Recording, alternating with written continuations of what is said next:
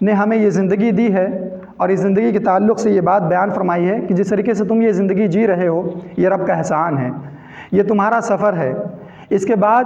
جس طریقے سے دنیا کی زندگی تمہیں میسر ہوئی ہے، اس کے بعد ایک اور زندگی تمہیں میسر ہوگی، وہ زندگی برزخ کی زندگی ہے۔ یہ زندگی اس زندگی کو جب تمہیں فراق دینا ہوگا، جب اس زندگی کو تمہیں جدائی دینی ہوگی، اس زندگی کی جدائی کے بعد تمہیں قبر کی زندگی میسر ہوگی، جس کو کہ برزخ کی زندگی بھی کہا جاتا ہے۔ ہم دنیا کی زندگی بخوب جانتے ہیں کیونکہ ہمارے پاس اس وقت آنکھیں ہیں، کان ہیں، دل کی دھڑکنیں ہیں، روشن دماغ ہے، سب کچھ ہے، ہم اس دنیا کو دیکھ لے رہے ہیں، اس دنیا کو سمجھ پا رہے ہیں۔ لیکن قبر کی جو دنیا ہے اور جو برزخ کی زندگی ہے، اللہ عز و جل نے جتنی باتیں اس کے متعلق ہمیں بتائی ہیں، وہی باتیں ہم سن سکتے ہیں، سمجھ سکتے ہیں اور اس پر یقین رکھ سکتے ہیں۔ اور جتنی باتیں رب الجلال نے ہمیں اس دنیا کے بارے میں نہیں بتائی ہیں، ہم اس کے بارے میں یہی کہہ سکتے ہیں کہ اللہ عز و جل بہتر جانتا ہے کہ اس زندگی، قبر کی زندگی میں کیا کیا ہونا ہے۔ لیکن جو چیزیں ہونی ہیں اس میں سے بہت ساری چیزیں رب الجلال نے مسلمانوں کو آگاہ کیا ہے، انسانوں کو آگاہ کیا ہے کہ وہ چاہے مرد ہو چاہے عورت ہو ڈر جائیں۔ یہ زندگی جو دنیا کی ملی ہے یہ سفر کی ہے اور اپنے منزل پر پہنچنے کے لیے یہ راستہ ہے۔ جس نے اس راستے کو صحیح طریقے سے استعمال کیا وہ اپنی منزل پر پہنچ جائے گا، لیکن اگر راستہ غلط چلا، اگر راستے میں کجروی آ گئی، ٹیڑھا پن یا کاہلی یا سستی کا شکار ہو گیا تو پھر وہ صحیح منزل پر نہیں پہنچ پائے گا جہاں انسانوں کو پہنچنے کا رب الجلال نے حکم دیا تھا۔ لہذا نبی علیہ السلام نے بات بیان فرمائی کہ القبر اول منازل الاخرہ، قبر آخرت کی پہلی منزل ہے۔ جو بندہ قبر میں داخل ہوتے ہی محفوظ ہو گیا، نجات پا گیا قبر کی منزل میں، قبر جو آخرت کی پہلی منزل ہے، نجات مل گئی اسے، پریشانیوں کا شکار نہیں ہوا، اللہ تبارک و تعالیٰ کی جانب سے وہ عذاب کا شکار نہیں ہوا، تو اس کے بعد والی جو منزلیں ہیں آخرت کی کیا منزلیں ہیں؟ قبر کے بعد اٹھائے جانے کا معاملہ، پھر حشر تک دوڑ کر جانے کا معاملہ، پھر حشر کے میدان میں رب الجلال کے سامنے کھڑے ہونے کا معاملہ، پھر رب الجلال کا بندوں سے سوالات کا معاملہ، پھر اس کے بعد جہنم یا جنت کا فیصلے کا معاملہ اور جہنم کا گھسیٹ کر لایا جانے والا معاملہ، فرشتوں کا صف بصف انسانوں کے سامنے جو کہ آج نہیں دکھتے ہیں، انسانوں کے سامنے صف بصف کھڑے ہونے کا معاملہ، یہ سارے کے سارے معاملات کس کے حق میں آسان ہو جائیں گے؟ جو کہ آخرت کی پہلی منزل ہے، قبر میں داخل ہوتے ہی جس کا معاملہ آسان ہوا، نجات پا گیا، بعد والے معاملات، بعد والے مراحل، بعد والی سیڑھیاں، بعد والی زندگی سب آسان ہوتی چلی جائے گی۔ جو آخرت کی پہلی ہی منزل میں، سیڑھی کی پہلے ہی اسٹیپ میں پھسل گیا، پہاڑ پر چڑھتے ہی پہلے ہی اول وہلہ میں وہ پھسل گیا، پہلے ہی قدم میں وہ نیچے آ گیا، تو پھر پہاڑ کی وہ بلندیاں کیسے چڑھ سکے گا وہ؟ اس کے بعد کا مرحلہ اس کے لیے اور ہی نہایت ہی تنگ ہو جائے گا، نہایت ہی سخت ہو جائے گا۔ لہذا ہم اللہ تبارک و تعالیٰ سے اپنے حق میں اور تمام مسلمانوں کے حق میں دعا کرتے ہیں کہ الہ العالمین قبر کی جو کہ آخرت کی پہلی منزل ہے، ہم تمام مسلمانوں کے لیے، نوجوانوں کے لیے، بزرگوں کے لیے جو تیرے بندے ہیں، الہ العالمین ان کے لیے یہ منزل اور ہمارے لیے منزل آسان فرما۔ اللہ کے رسول علیہ السلام نے یہ بات بیان فرمائی کہ ما رأیت منظرا قط الا والقبر افظع منہ۔ ہماری اور آپ کی نگاہ میں قبر ایک لفظ ہو سکتا ہے، ہماری اور آپ کی نگاہ میں، اور خواتین کی نگاہ میں، جو ہماری جن بچیوں کے کانوں کے پردے سے میری آواز ٹکرا رہی ہے، ان کے ذہن میں یہ لفظ ہے فقط کہ قبر، بس باپ انتقال کر گیا، ماں انتقال کر گئی، قریبی رشتہ دار انتقال کر گیا، محلے کا بزرگ انسان انتقال کر گیا اور قبر میں داخل کر دیا گیا، بس وہ ایک لفظ ہے اور ایک رسم کا نام ہے کہ مرا، نہلایا دھلایا گیا، کفن پہنایا گیا، قبر میں داخل کر دیا، بس اس کے بعد کوئی معاملہ قبر کا ہماری زندگی سے کوئی تعلق اس کا نہیں۔ اللہ کے رسول علیہ السلام بیان فرماتے ہیں کہ قبر ایک لفظ نہیں ہے، بلکہ دنیا میں اور دنیا کے بعد بھی جتنے بھی منظر میں نے دیکھا ہے خوفناکی کے لحاظ سے، انسانوں کو ڈرا دینے کے لحاظ سے، قبر سے زیادہ اس کا منظر خوفناک نہیں ہے۔ قبر سے زیادہ انسان کی روح کو جھنجھوڑ دینے والا منظر قبر سے زیادہ ہولناک نہیں ہے۔ جس نے قبر کو سوچ لیا اور قبر کی پہلی رات جس کے ذہن میں آ گئی، وہ انسان، اس انسان کی راتیں اور اس انسان کا دن بغیر اللہ کی عبادت کے گزر نہیں سکتا ہے، بغیر اللہ کی فرما برداری کے نہیں گزر سکتا۔ یہ جہاں آج ہوٹلوں پر، آج کرکٹ کے میدانوں پر، اور آج فٹ بال کے اسٹیڈیم میں، اور آج کھیتیوں میں جو دن و رات گزر رہا ہے اللہ کی عبادت سے غافل ہو کر، اللہ کے حکموں کی جو ناقدری ہو رہی ہے اس روئے زمین پر، جس انسان نے قبر کی پہلی رات اپنی زندگی میں سوچ لیا، اس انسان کی ایک دن کی بھی زندگی رب ذوالجلال کی عبادت سے غافل ہو کر نہیں گزر سکتی ہے۔ کیوں؟ کیونکہ اس سے زیادہ خوفناک منظر، اس سے زیادہ ڈرانا منظر ایک انسان کے لیے ہو ہی نہیں سکتا ہے۔ ما رأیت منظرا قط الا والقبر افظع منہ، نبی علیہ السلام کا یہ فرمان ہے، اور نبی علیہ السلام کے سے زیادہ قبر کی زندگی کا علم کون رکھ سکتا ہے؟ اسی لیے آپ وہ حدیثیں سنتے ہوں گے کہ نبی علیہ السلام رات کے پورے حصے کا اکثر و بیشتر اپنی بیویوں کے حقوق ادا کرنے کے بعد، اپنے بچوں کے حقوق ادا کرنے کے بعد، اپنی آنکھوں کے حق ادا کرنے کے بعد، یہ رہبانیت والی زندگی نہیں کہ جنگلوں میں چلے جانے والا معاملہ، گھر بار کی ذمہ داریوں سے دور چلے جانے والا معاملہ نہیں، یہ عبادت نہیں ہے اللہ کی، یہ اللہ کی بندگی نہیں ہے جو اپنی بیویوں کے، اپنے بچوں کی ذمہ داریوں سے 40 دن کے لیے، 6 مہینے کے لیے، 7 مہینے کے لیے، 1 سال چلا جائے اور پھر اس پر شرطیں لاگو کر دے کہ جب میں گھر سے نکل گیا ہوں تو اب گھر میں کوئی مر رہا ہو تو بھی میں نہیں جا سکتا، میرا یہ اصول ہے اس مذہب کا، اس دین کا، یہ نہیں ہے۔ اللہ کے رسول علیہ السلام اپنی بیویوں کے حق ادا کرنے کے بعد، بچوں کے حق ادا کرنے کے بعد، کچھ لمحہ سونے کے بعد، ہر رات اٹھتے ہیں، صبح ہو جاتی ہے، پاؤں میں ورم آ جاتا ہے، پاؤں پھول جاتا ہے عبادت کرنے کی وجہ سے۔ اللہ کے رسول علیہ السلام سے صحابہ کہتے ہیں کہ اے اللہ کے رسول، اللہ تبارک و تعالیٰ کہ آپ سب سے زیادہ حبیب ہیں، محبوب ہیں، چہیتے ہیں، غفر اللہ لک ذنبک کلہ، اللہ نے آپ کے سارے گناہ معاف کر دیے ہیں، اگلے بھی پچھلے بھی، معصوم عن الخطا بنایا رب نے آپ کو، سب سے اونچا مقام آپ کو دیا ہے، حوض کوثر آپ کو رب ذوالجلال عطا کرے گا قیامت کے دن، سب سے اونچا بلند مقام اگر کسی کو ساری کائنات میں ملا ہے تو رب کی جانب سے تو آپ کو ملا ہے، اور آپ عبادت میں اتنا کہ آپ اتنی زیادہ عبادت کیوں کر رہے ہیں کہ آپ کے پاؤں میں ورم آ جا رہا ہے؟ آپ اتنی زیادہ عبادت کیوں کر رہے ہیں؟ صحابہ کرام سے نبی علیہ السلام نے کہا، یہ اسی کا نتیجہ تھا، افلا اکون عبدا شکورا، کیا میں اللہ کا شکر گزار بندہ نہ بن جاؤں؟ اور اللہ کے رسول علیہ السلام کا یہ قول کہ تم میں سے سب سے زیادہ تقوی والا، ڈر والا اللہ سے میں ہوں، سب سے زیادہ ڈر اگر اللہ سے کسی کو ہے تم میں سے تو سب سے زیادہ مجھے ہے، اور سب سے زیادہ اگر رب ذوالجلال سے کسی کو محبت ہے تو میں ہوں، اللہ تبارک و تعالیٰ سب سے زیادہ محبت کرنے والا۔ یہ اسی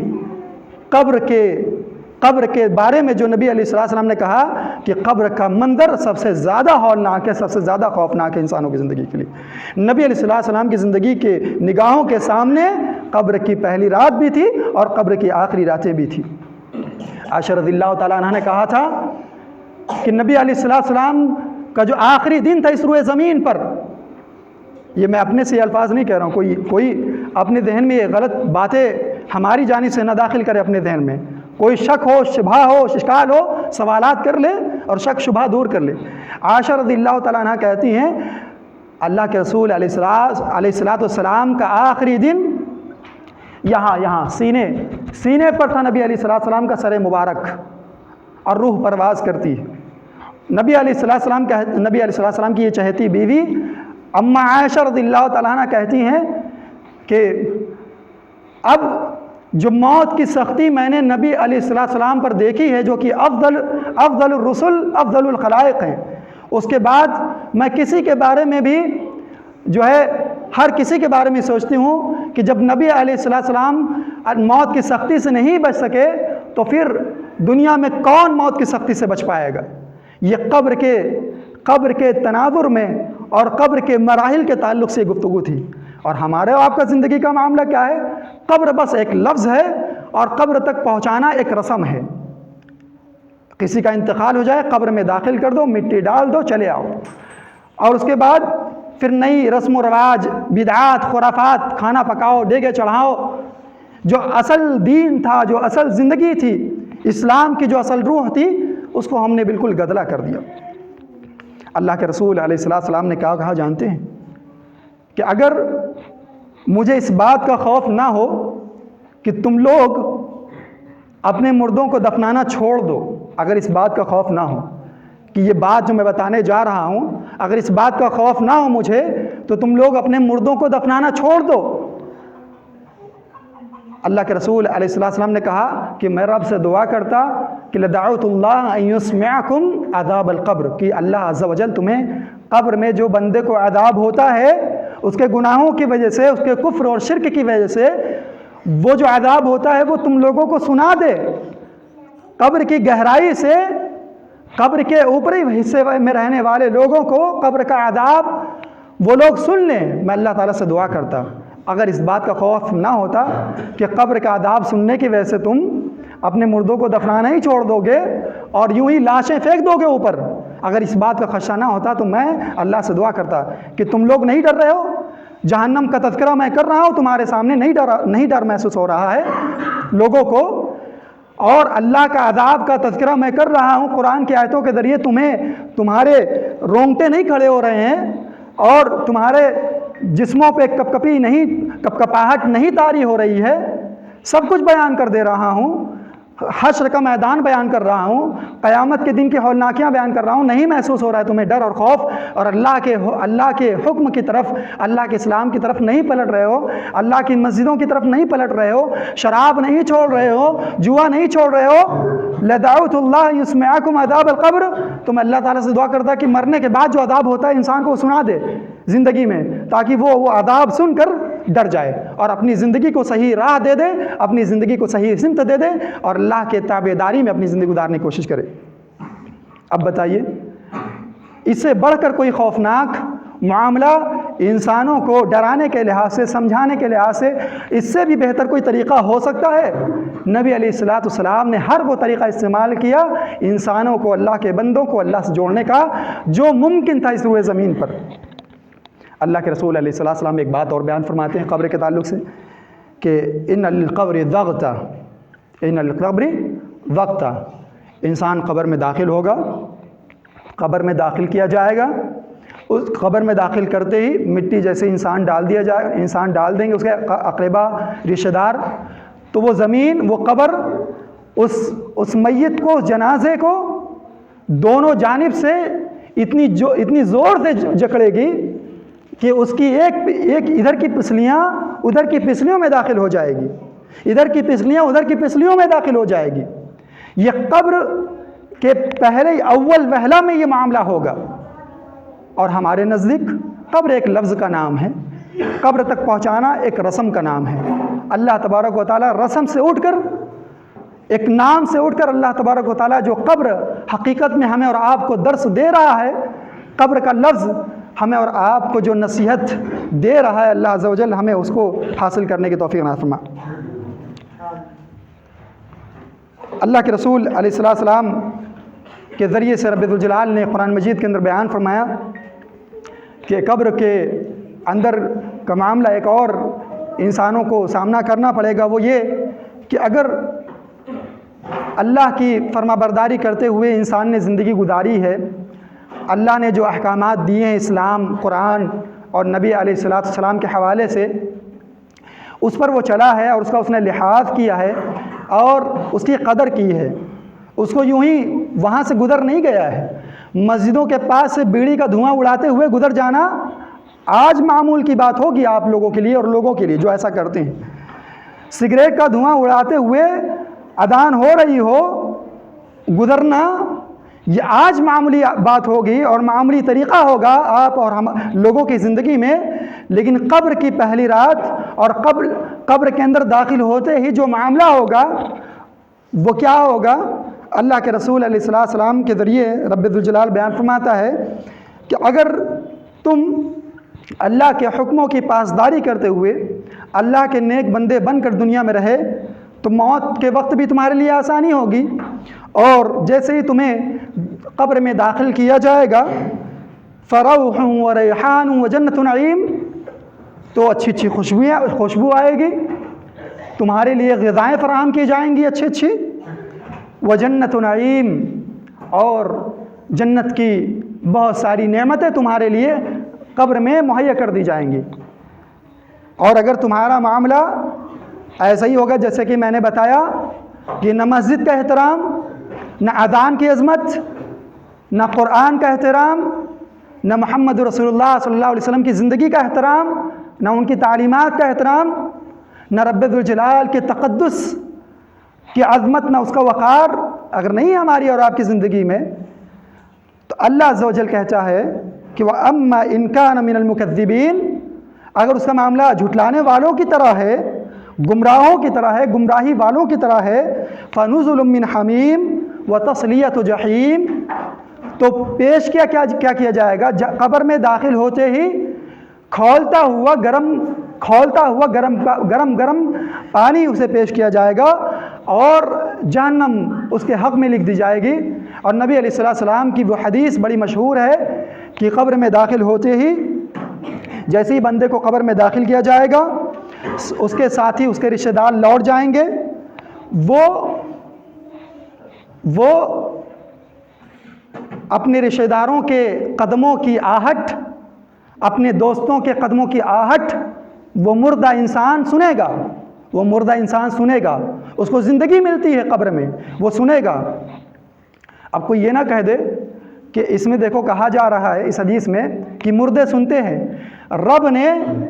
قرآن مجید کے اندر اور نبی علیہ السلام نے احادیث مبارکہ کے اندر مردوں کے کہیں بھی اس بات کا تذکرہ نہیں کیا کہ مردے نہیں سنتے، بلکہ تقریباً جگہ پر یہ آیا ہے کہ مردے سنتے ہیں،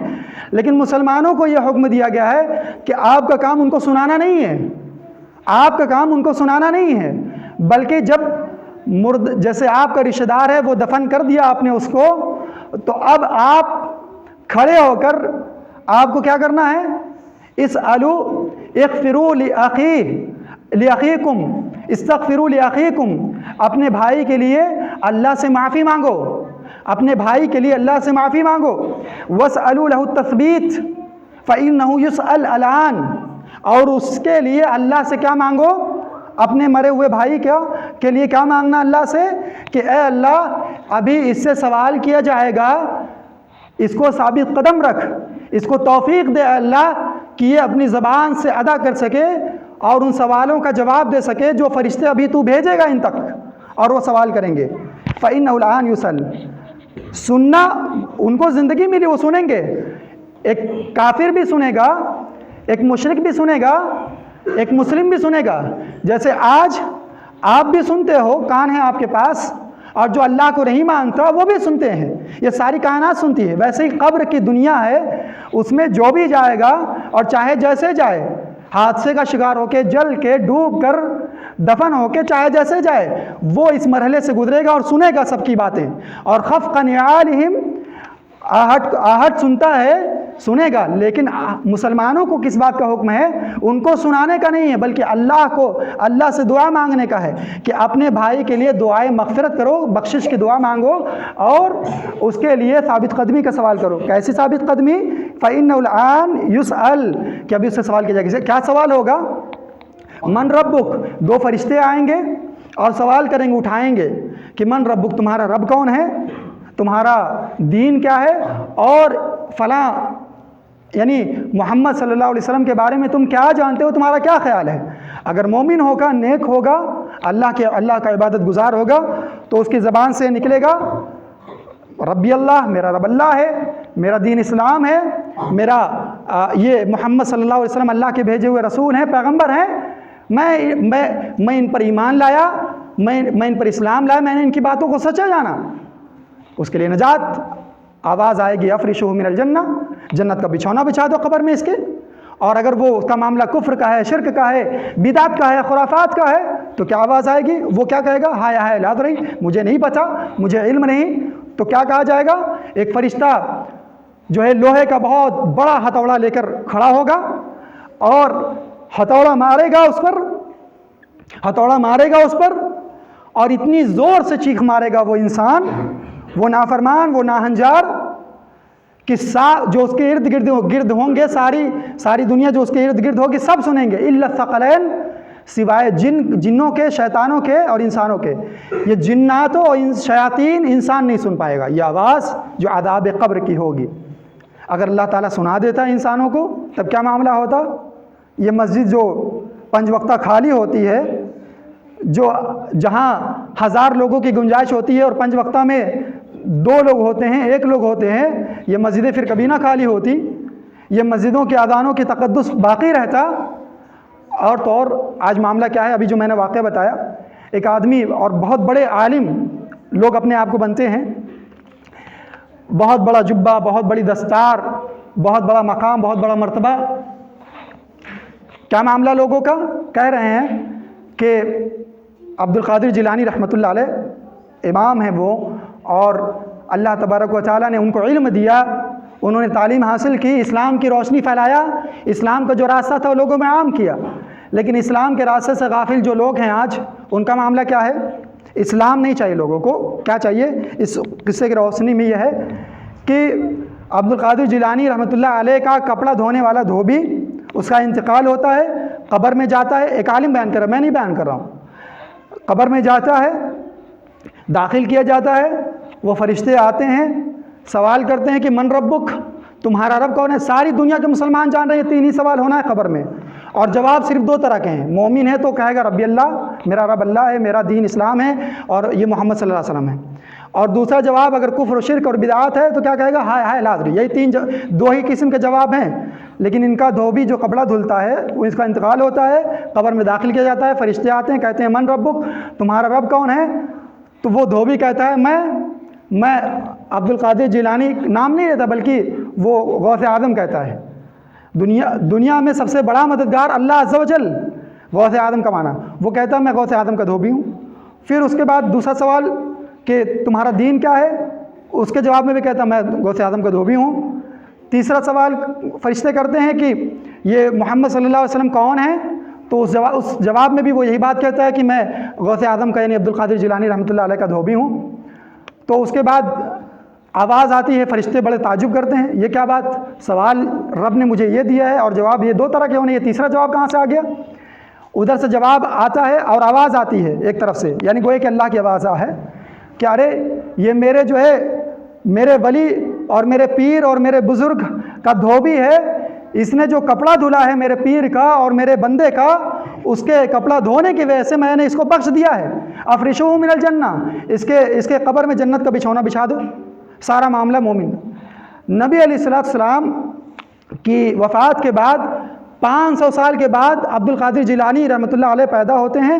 اور 60-70 سال کی زندگی گزر جاتے ہیں 500 سال کے بعد، اور ان کا کپڑا دھونے والے کا معاملہ یہ ہوتا ہے قبر میں۔ کس نے بتایا؟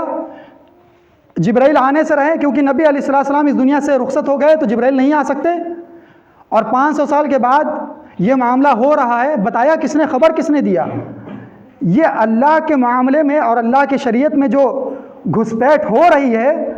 اور بھولے بھالے ذہنوں کو جو ورغلایا جا رہا ہے، اور جو اسلام تھا اسلام سے دور کے، یعنی کپڑا دھل لو نجات مل گئی، ہاتھ چوم لو نجات مل گئی، ماتھا چوم لو نجات مل گئی، تو نبی علیہ السلام نے اپنے جانثاروں کو میدان جنگ میں کیوں کھڑا کیا؟ کیوں باپ نے بیٹے کے گردن پر تلوار رکھی؟ کیوں بیٹے نے باپ کے گردن پر تلوار رکھی؟ کیوں یہ اسلام کو راستہ بتلایا گیا کہ یہ راستہ ہے، یہ دین ہے، یہ نظام ہے، یہ قانون ہے زندگی گزارنے کا۔ اگر قبر میں اتنا معاملہ آسان ہے لوگوں کا نجات پا جانے کے لحاظ سے، تو پھر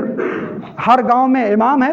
ہر مسجد میں عالم ہے، ہر کوئی کپڑا دھلنے لگے ان کا، ہر کوئی جو ہے ان کا پاؤں پوچھنے لگے، جوتی پوچھنے لگے، یہ سمجھتے ہوئے کہ اللہ کے نیک بندے ہیں، اللہ کے بزرگ بندے ہیں، ہم قبر میں جاتے ہی کہہ دیں گے ان کے دھوبی تھے، ان کے فلاں تھے، ان کے فلاں تھے، نجات مل جائے گی۔ یہ دین کا مذاق لوگوں نے بنایا رکھا ہے، اور مسلمانوں کے نوجوانوں پر جو بھی نہیں رنگتی اور مسلمانوں کے بڑوں پر جو نہیں رنگتی۔ اور ایک عالم کیسے یہ الفاظ ادا کرتا ہے اور یہ جرأت کیسے کرتا ہے کہ قبر میں اس طریقے سے ہو رہا ہے؟ کس نے بتایا؟ کس نے خبر دی؟ رب نے اور نبی علیہ السلام نے تو مقرر کر دیا تھا کہ یہی دین ہے، یہی راستہ ہے، اور قبر میں یہی چیزیں ہونی ہیں۔ پھر ہم کہاں سے بہکائے جا رہے ہیں؟ کیوں ہم پر جادو ہو رہا ہے؟ جہاں غلط چیزیں ہوتی ہیں وہاں بھیڑ لگ جاتی ہے، اور جہاں صحیح چیزیں ہوتی ہیں اس کو لوگ تان و تشنیع کا نشانہ بناتے ہیں اور اس کو تنے تنا چھوڑ کر چلے جاتے ہیں۔ اللہ تبارک و تعالیٰ سے میں دعا کرتا ہوں کہ اللہ تبارک و تعالیٰ یہ جو قبر کا معاملہ ہے اور قبر کی جو سنگینی ہے، الہ العالمین ہمیں جو صحیح اسلام الہ العالمین جو قرآن و حدیث کے ذریعے تو نے ہم تک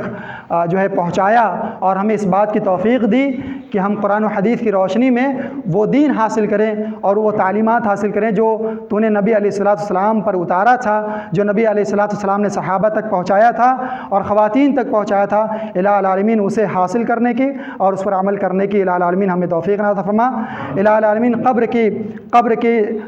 کے عذاب سے الہ العالمین اور قبر کے یہ خوفناک مناظر سے الہ العالمین ہماری زندگیوں کو الہ العالمین محفوظ رکھ۔ الہ العالمین ہماری خواتین کو سمجھنے کی اور ہمارے نوجوانوں کو اسلام سے قریب ہونے کے الہ العالمین توفیق عطا فرما۔ الہ العالمین جتنے بھی لوگ الہ العالمین مرض کے شکار ہیں، بیماری میں مبتلا ہیں مسلمانوں میں سے، الہ العالمین دنیا عالم میں عالم اسلام میں جتنے بھی مسلمانوں کو جس قسم کی بھی الہ العالمین جو پریشانیاں ہیں، الہ العالمین ان پریشانیوں سے انہیں نجات دے۔ الہ العالمین جو ہماری قوم ہے جو شرک و بدعت میں مبتلا ہے، جو قبر کے نام پر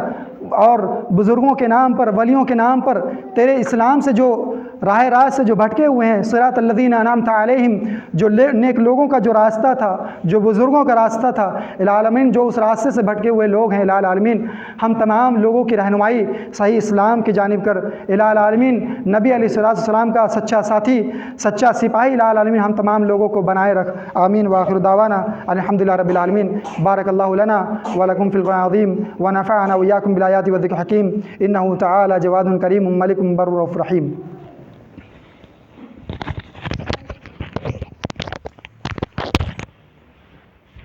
إن الحمد لله نحمده ونستعينه ونستغفره ونعوذ بالله من شرور أنفسنا ومن سيئات أعمالنا، من يهده الله فلا مضل له ومن يضلل فلا هادي له، وأشهد أن لا إله إلا الله وحده لا شريك له، وأشهد أن محمدا عبده ورسوله، أما بعد فإن خير الحديث كتاب الله وخير الهدي هدي محمد صلى الله عليه وسلم، وشر الأمور محدثاتها وكل محدثة بدعة وكل بدعة ضلالة وكل ضلالة في النار۔ أعوذ بالله من الشيطان الرجيم، إن الله وملائكته يصلون على النبي يا أيها الذين آمنوا صلوا عليه وسلموا تسليما، اللهم صل على محمد وعلى آل محمد كما صليت على إبراهيم وعلى آل إبراهيم إنك حميد مجيد، اللهم بارك على محمد وعلى آل محمد كما باركت على إبراهيم وعلى آل إبراهيم إنك حميد مجيد۔ عباد الله رحمكم الله، إن الله يأمركم بالعدل والإحسان وإيتاء ذي القربى وينهى